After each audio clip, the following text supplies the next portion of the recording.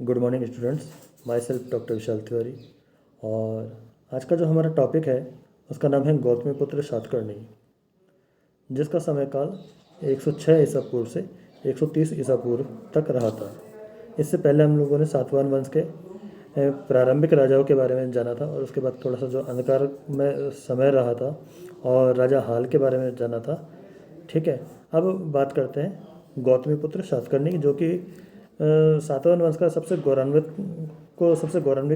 गौरवान्वित करने वाला शासक था। ठीक है, गौतमीपुत्र सातकर्णी एक तरह से सातवाहन वंश का पुनरुद्धार करने वाला शासक रहा है।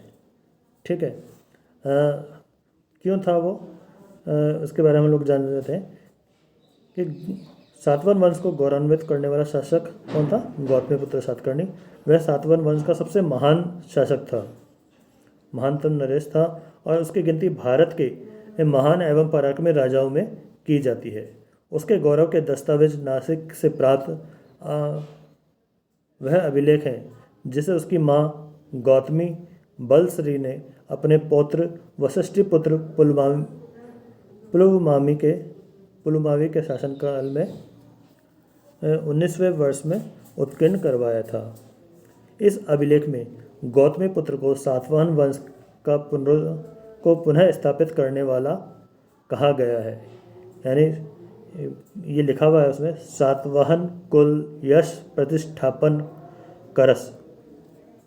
इस अभिलेख के अलावा गौतमीपुत्र का स्वयं का शासन के 18वें वर्ष में जारी नासिक का से प्राप्त अभिलेख, वह गौतमीपुत्र व उसकी माता गौतमी बलश्री द्वारा संयुक्त रूप से जारी 24वें वर्ष का अभिलेख गौतमीपुत्र के बारे में जानकारी के अन्य स्रोत है, परंतु उसकी माता गौतमी बलश्री का नासिक अभिलेख ही गौतमीपुत्र के बारे में विस्तृत जानकारी हमें उपलब्ध करवाता है।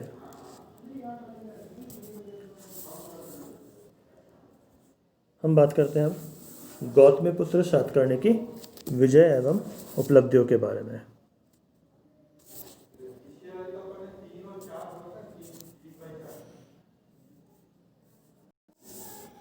पहला है महान विजेता। गौतमी बलश्री के अभिलेख में उत्कीर्ण है कि गौतमीपुत्र सातकर्णी पहला क्षत्रियों के दर्प और मान का मर्दन करने वाला था, शक यवन और पहलवों का नाश करने वाला रहा है, सहरात वंश को निर्वंश करने वाला है, सातवाहन कुल के यश की प्रतिष्ठापना करने वाला था।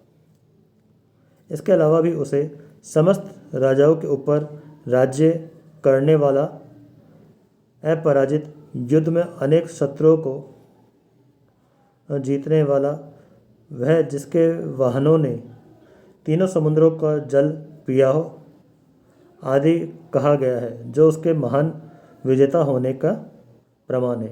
इसमें संशय नहीं है। उपयुक्त कथनों की पुष्टि अन्य प्रमाणों से भी होती है। अब हम बात करते हैं उसके राज्य विस्तार की। गौतमी बलश्री के नासिक अभिलेख के आधार पर कहा जा सकता है कि गौतमीपुत्र सातकर्णी का राज्य संपूर्ण दक्षिणापथ में विस्तृत था। इस अभिलेख में गौतमीपुत्र सातकर्णी को कभी पराजित न हुआ तथा जिनके वाहन ने तीनों समुद्रों का जल पिया हो कहा गया है। संभवतः प्रायद्वीपीय भारत में एक शक्तिशाली राज्य के निर्माण का यह पहला प्रयास था। गौतमीपुत्र की विजयों से यह स्पष्ट है कि उसने दक्षिण के राज्यों सहित गुजरात, काठियावाड़, महाराष्ट्र और मध्य भारत में फैला एक विशाल साम्राज्य कायम कर लिया था।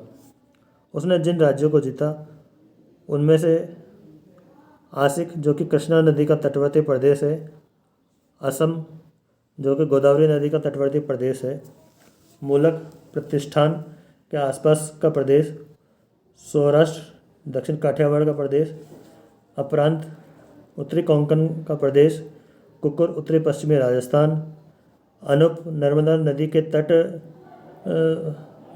के तट पर महिष्मती के निकटवर्ती प्रदेश विदर्भ बरार प्रदेश, आकर यानी पूर्वी मालवा तथा अवंती यानी पश्चिमी मालवा। इन प्रदेशों की सूची से ज्ञात होता है कि इनमें से कुछ प्रदेश पहले से सातवां राज्य के अंग थे और शेष अनेक क्षेत्रों की विजय सर्वप्रथम गौतमीपुत्र ने ही की थी। गौतमीपुत्र द्वारा शासित प्रदेशों की सूची से स्पष्ट है कि उसके साम्राज्य का विस्तार पश्चिम में कोंकण से पूर्व में बरार तक और उत्तर में मालवा और काठियावाड़ से दक्षिण में कृष्णा नदी तक मान सकते हैं।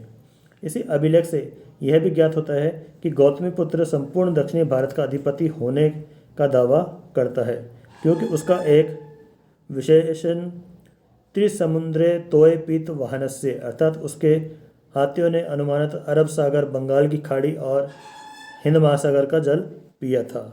यह हो सकता है कि यह एक काव्यात्मक अतिरंजना हो, परंतु निश्चय ही इतने विजयों के बाद संपूर्ण दक्षिण भारत का उसका प्रभाव स्वीकार करता था।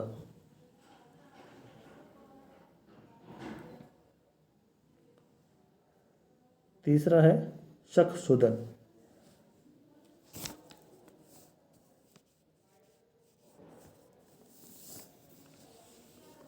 गौतमी बलश्री के अभिलेख में गौतमीपुत्र को शक, यवन एवं पल्लवों का विनाश करने वाला बताया है और शहरात वंश को निर्मूल करने वाला कहा। इस अभिलेख में गनाए प्रदेशों में अपरांत, अनूप, सुराष्ट्र, कुकुर, आकर, अवंती वस्तुतः शहरातों के प्रदेश थे। गौतमीपुत्र ने संभवतः उन्हें कार्दमक वंश के नहापन से छीने थे। उल्लेखनीय है कि नहपान ने पूर्व में सातवाहनों के राज्य को भारी क्षति पहुंचाते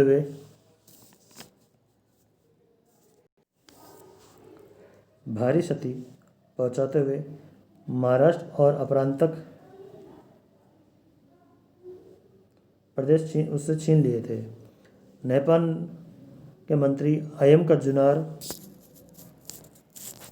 नेपाल का अनमजुयार अभिलेख और उसके दामाद गौतमीपुत्र ने अपने खोए हुए क्षेत्र के दामाद उपवधात के अभिलेख नासिक और कार्ले से मिले हैं, परंतु शीघ्र ही स्थिति ने पलटा खाया और गौतमीपुत्र ने अपने खोए हुए क्षेत्रों ही प्राप्त नहीं किए, बल्कि उसने शहरात वंश को ही निर्मूल करके सारे प्रदेशों पर अधिकार कर लिया। नासिक से प्राप्त गौतमीपुत्र के शासन के 18वें वर्ष में स्कंदावाड़ से जारी अभिलेख से यह सिद्ध होता है कि नासिक वह जीत चुका था। इसके अलावा नासिक के ही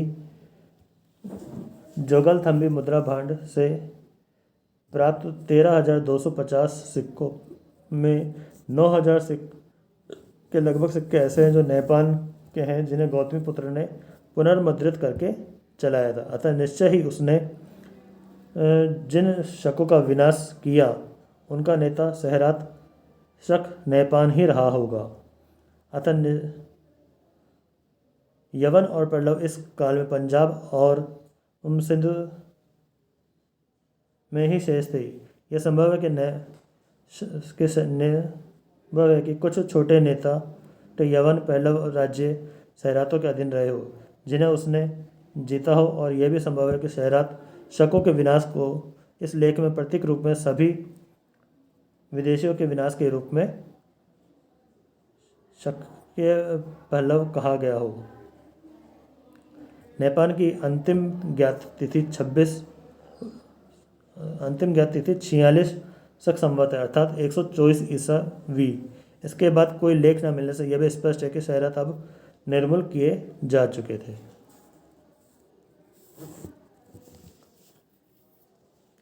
अब हम बात करते हैं गौतमीपुत्र का व्यक्तित्व किस तरह से था। गौतमीपुत्र सातकर्णी एक आदर्श शासक और वैदिक व्यवस्था का पोषक था। गौतमी बलश्री के अभिलेख से गौतमी के व्यक्तित्व एवं चरित्र की विशेषताओं पर प्रकाश पड़ता है। इसमें कहा गया है कि उसका मुखमंडल विमल कमल के समान था और जो पूर्ण चंद्र के समान श्री से युक्त सुंदर और सुदर्शन था। उसकी चाल को को श्रेष्ठ हाथी की चाल के समान और उसके सुडौल दीर्घ सुंदर भुजाओं वाला बताने में निश्चय ही उसकी माता की स्नेहिल दृष्टि ही रही होगी। गौतमीपुत्र एक सुदर्शन व्यक्तित्व का स्वामी होने के साथ ही एक महान विजेता भी था। उसने अपने शत्रुओं के समूह को अनेक युद्धों में पराभूत किया। उसने एकांकुश, एकशुर और राम केशव, अर्जुन और भीम के सदृश पराक्रम वाला कहा गया है, किंतु उसमें दया और उदारता के गुण भी थे। वह विजयोन्मत्त नहीं था। उसका निर्भय हाथ अभ्युदक देने से आदर रहता था। शत्रुओं की प्राण हिंसा में उसकी रुचि नहीं थी। उसके व्यक्तित्व में अनेक गुण विद्यमान थे जो उसे समग्रता प्रदान करते थे। वह आगमों का ज्ञाता था, श्रेष्ठ पुरुषों का आश्रयदाता था और सदाचारी था। वह अपने प्रजा के सुख दुख में अपना सुख दुख समझता था। वह धर्मशास्त्र सम्मत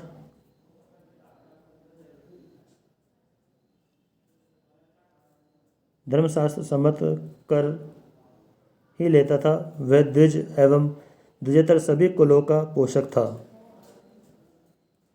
उसने वर्ण संकरता को रोक कर वर्णाश्रम व्यवस्था को स्थापित किया था।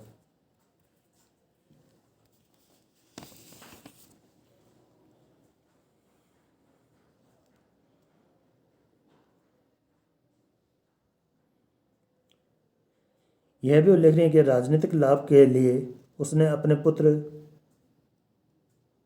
वशिष्ठिपुत्र पुलुमावी का विवाह शक-क्षत्रप रुद्रदामन की पुत्री के साथ किया था।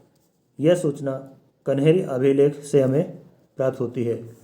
गौतमीपुत्र की उपलब्धि को देखते हुए यह कहा जा सकता है कि बावजूद पक्षपात एवं अतिशयोक्ति के साथ उसका चरित्र एवं व्यक्तित्व असाधारण था।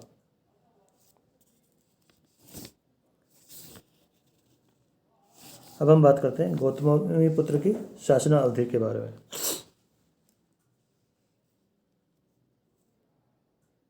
जुन्नर यानी नासिक का अभिलेख में सहरत नेपान की अंतिम तिथि 46 का उल्लेख है। यह शक संवत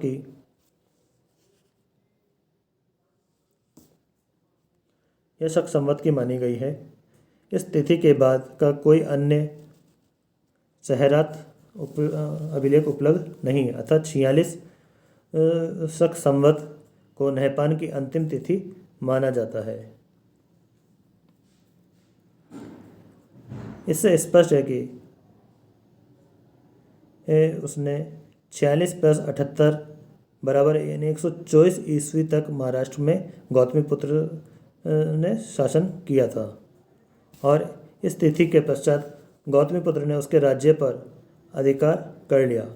महाराष्ट्र के नासिक से प्राप्त गौतमीपुत्र का लेख शासन के 18वें वर्ष का था। उसका शासन प्रारंभ होने का वर्ष 124 - 28 बराबर यानी 106 ईसा पूर्व और नासिक के अन्य अभिलेख में गौतमीपुत्र के 24वें वर्ष का उल्लेख है, अतः वह 106 + 124 बराबर 130 ईस्वी तक शासन कर रहा था।